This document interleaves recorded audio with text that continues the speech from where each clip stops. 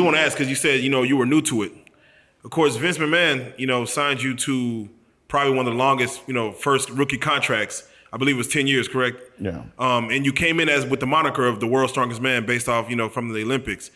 I'm curious as far as your thoughts on, those, I don't want to call them gimmicks, but I guess you could call it that, as far as having some kind of gimmick to you, being a wrestler.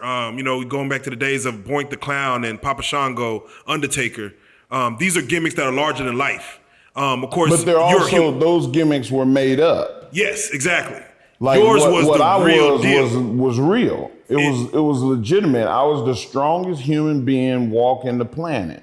Yeah, and I think you changed the wrestling world because of that. You, Kurt Angle, you became humanized from the gimmicks that came before in the 80s, right. Early 90s. You kind of made it, normal humans, where you have your Kofis and your other ones who are just basically who they are. What do you feel about that, as far as that era of the gimmicks in wrestlers compared to Loved just compared to being who you are? This is me. This is my real name. I'm this. I loved it. I loved the gimmicks. I mean, me too, man. Me too. If it wasn't for YOKOZUNA, man, I wouldn't be here. There you go. Like, he helped me to be me. Yeah. And he created some of the things that I am. And Doink the Clown, I was a fan of.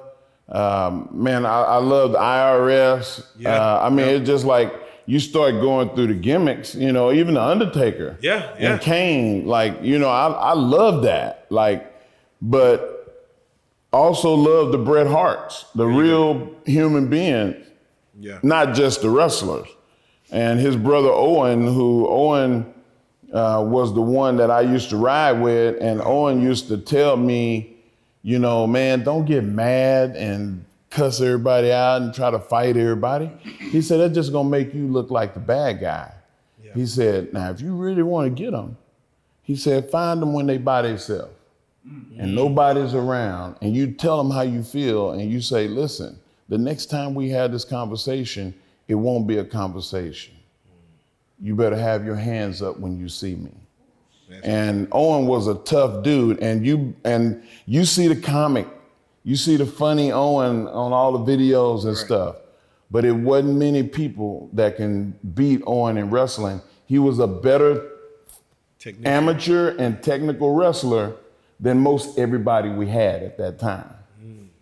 And he would take you down and he would choke you, and then it was nothing you could do but say, okay, man, I quit. Definitely, man. And I respected him, and he was like an older brother to me, and he taught me how to not be arrogant and how to not be impulsive. And all of us need to get that. Was that one of the worst losses you felt happened to pro wrestling, or for you personally? It's the greatest loss. Yeah, the greatest loss. Out of all of the wrestlers that have passed away, we just lost Butch Reed yesterday. Yeah. Owen was the biggest loss because he was still young and he gave so much to the business. He was such a good influence on everybody. And when there was serious situations where stuff was about to happen negatively, Owen was the guy that came in and said, okay, guys, let's all laugh at this.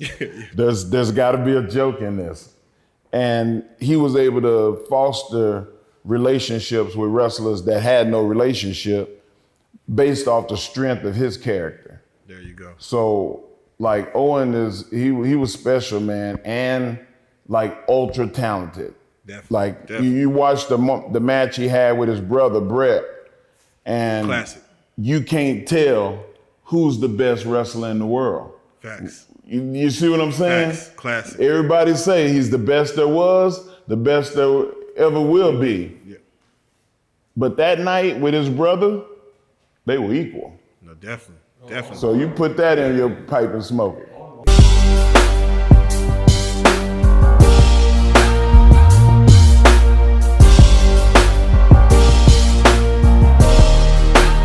Shout out RealLyfeStreetStarz, nigga.